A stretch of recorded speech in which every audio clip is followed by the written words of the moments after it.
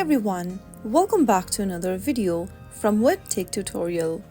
In this video, I'm going to be showing you how to change profile picture on Mobills application. So let's get started right away. First of all, launch open Mobills application from your app drawer.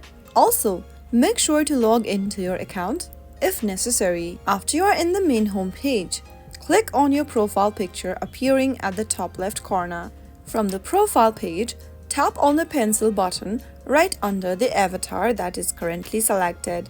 You can select the camera or the photo library option and either take a picture from your camera right away or choose an existing picture from your photo library.